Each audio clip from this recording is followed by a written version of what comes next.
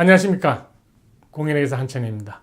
오늘은 우리가 사회복지연금, 소셜 시큐리티 베네핏, 거기에 대해서 좀 알아보도록 하겠습니다. 미국에 살면서 내는 세금 중에 거의 많은 부분이 사회복지연금입니다.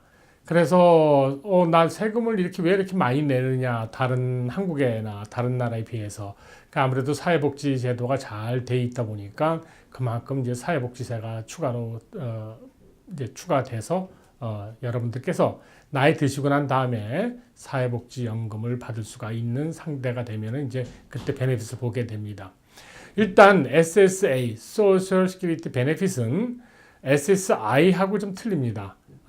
나 사회복지연금을 받고 있다고 해서 많이들 그 SSI하고 혼돈하시는데, SSI는 Supplemental Security Income이라 그래갖고 그냥 생활보조금입니다. 저인컴자에 대해서 국가에서 생활보조하는 거기 때문에 이 소득은 세금 보고하고는 아무 상관이 없습니다. 그래서 저인컴자가 되면은 보통 일반적으로 이제 메디케이드 정도를 받을 수 있는 수준이 되면 푸드 스탬프라든가 이런 것들이 이제 SSI의 대상이 되겠죠. 이제 그렇게 되는 경우에 SSI에 대해서 받는 수령하는 금액에 대해서는 세금하고는 무관합니다. 그냥 받아서 하시면 세금을 안 내시고 사용하시면 되겠습니다. 그러나 이제 여러분들이 이제 은퇴하고 나서 받는 그 SSA, Social Security Benefit은 세금하고도 조금 밀접한 관계가 있습니다. 그래서 오늘은 이제 그 점에 대해서 우리가 알아보도록 하겠습니다. 우선 SSA하고 SSI하고 이제 서로 혼돈하지 마시기 바라고.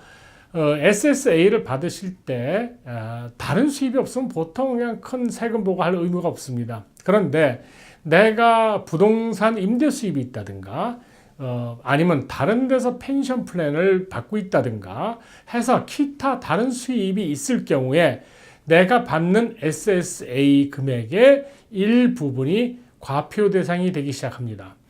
혼자 세금 보고하시는 경우에 내가 SSA 받는 금액과 기타 다른 과표 대상이 되는 금액을 합해서 25,000불 이상, 또 부부로 세금 보고하는 경우에는 우리 두 부부가 받는 SSA 금액과 이자나 임대 수입이라든가 이런 거 합해서 32,000불 이상이 될 때는 부분적으로 과표 대상이 되기 시작합니다. 따라서 여러분들께서 세금 보고하실 때 그 소셜 시큐리티 오피스에서 1년에 얼마를 수령했다는 그 양식을 줍니다. 그 양식을 꼭 잊지 마시고 회계사한테 갖고 오셔서 같이 그 금액을 세금 보고 1040 안에 넣으셔서 세금 과표 대상을 다시 한번 점검해 주시기 바랍니다. 일반적으로 사회복지연금은 사회복지세를 내신 분에 한해서만 지급이 되는 게 원칙입니다.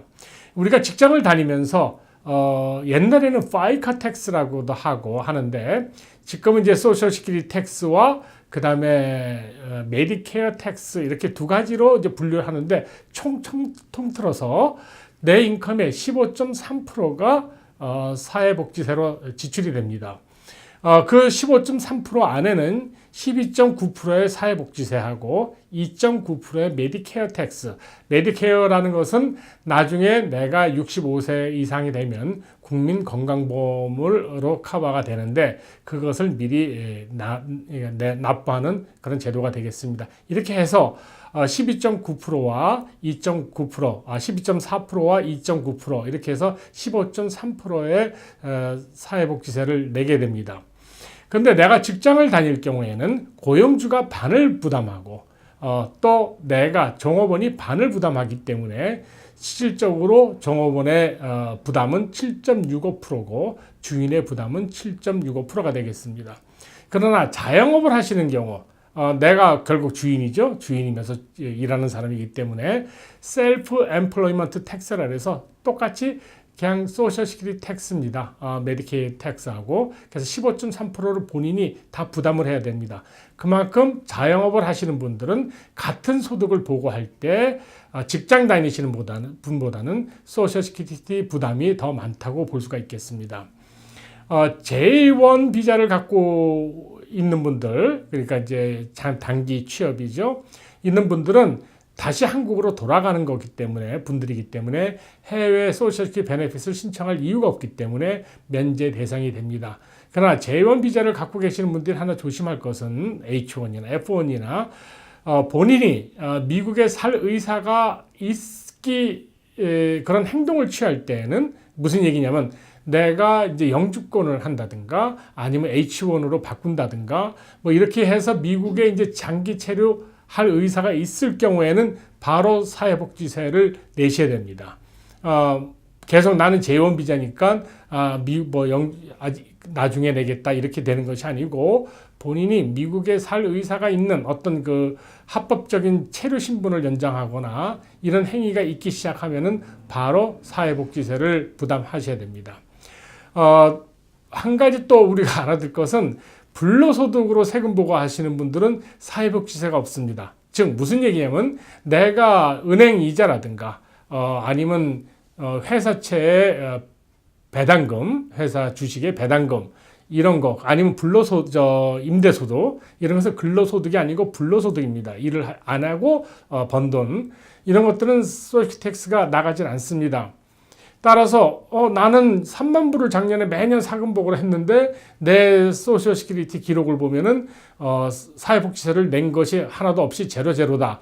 바로 그것은 불로소득으로 세금 보고했기 때문입니다.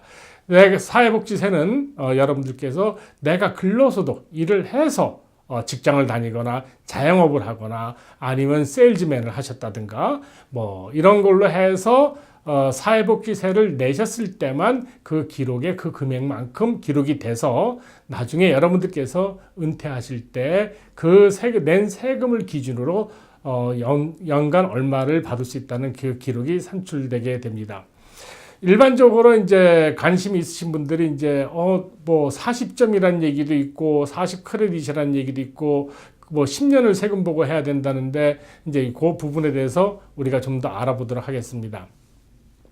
일반적으로 과연 세금 보고 금액을 놓고 이 사람이 1년을 일했냐, 1년을 다 일했냐, 아니면 반년만 일했는지, 한 달만 일했는지 알 수는 없습니다. 따라서 그 사회복지국은 나름대로의 룰을 만들어 놨습니다. 2018년 기준으로 그러니까 1년당 5,280불 이상이면은 그냥 1년을 다 일한 걸로 해서 크레딧을 줍니다.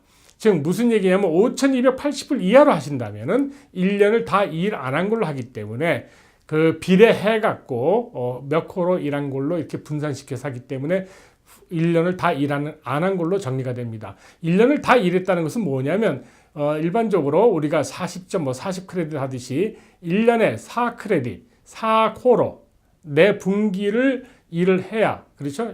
한 분기, 2분기, 3분기, 4분기 그렇게 해서 분기마다 일한 걸로 해서 1점씩 되고 이 1점이 40점이 되면은 이제 10년을 세금 보고를 했고 여러분들께서 이제 소셜 시큐리티 베네핏을 받을 수 있는 일반적으로 자격이 될 수가 있다는 겁니다. 그러면 내가 예를 들어서 작년에 세금 보고를 2,600불밖에 못 했는데 그럼 난 어떻게 되느냐? 만일에 예를 들어서 2,640불 그러니까 5,280불의 반이죠.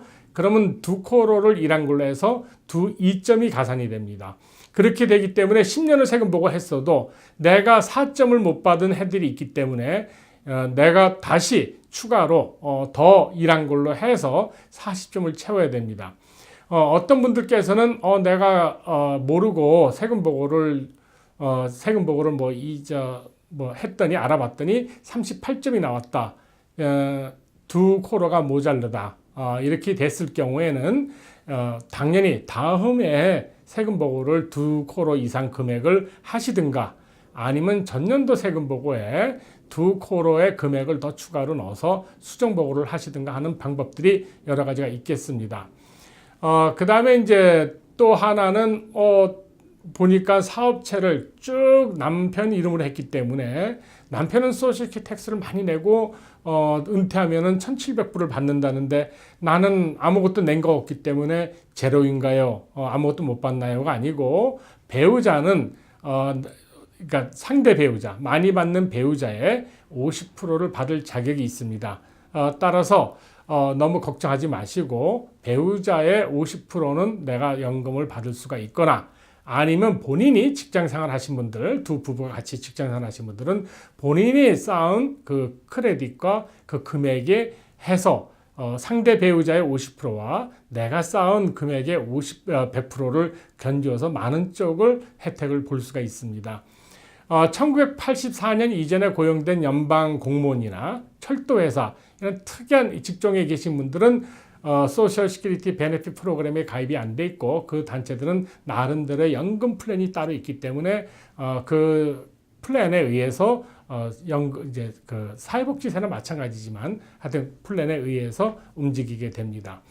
여러분들께서 혹시 텍스 아이디를 갖고 계신 분들, 텍스 아이디로 세금 보고를 하신 분들은 여러분들이 그 세금 그 소셜 시큐리티 베네핏 텍스를 낸 것이 텍스 아이디로 기록이 돼 있기 때문에 여러분들께서 소셜 영주권을 받거나 합법적인 신분으로서 소셜 시큐리티 넘버를 받게 되면은 소셜 시큐리티 오피스에 가셔서 그 텍스 아이디에 있던 모든 크레딧을 내 새로운 소셜 시큐리티 카드로 옮겨달라고 신청을 하셔야 됩니다. 그리고 마지막으로 여러분들께서 www.ssa.gov, gov는 그 거버먼트 약자죠, gov 해서 거기 안에 들어서 마이 어카운트를 하시면은 여러분들께서 그 질문을 해서 패스워드하고 아이디를 만드시면은 그 안에 내 모든 소셜 시큐리티에 대한 기록이 있습니다. 처음에 패스워드 만들고 아이디 만들기 조금은 번거롭지만은 결국은 여러분들께서 나중에 메디케이드 케어를 신청한다든가 소셜 시큐리티 신청을 할 때 결국은 세팅을 해야 되기 때문에 수고스럽지만 오늘이라도 ssa.gov/myaccount에 들어가셔서 패스워드와 아이디를 만들면 내가 그동안에 소셜 시큐리티 텍스를 얼마를 냈고 앞으로 그대로 가면은 내가 얼마를 받을 수 있다는 그런 기록들을 볼 수 있게 되겠습니다. 예, 오늘도 좋은 하루 되십시오.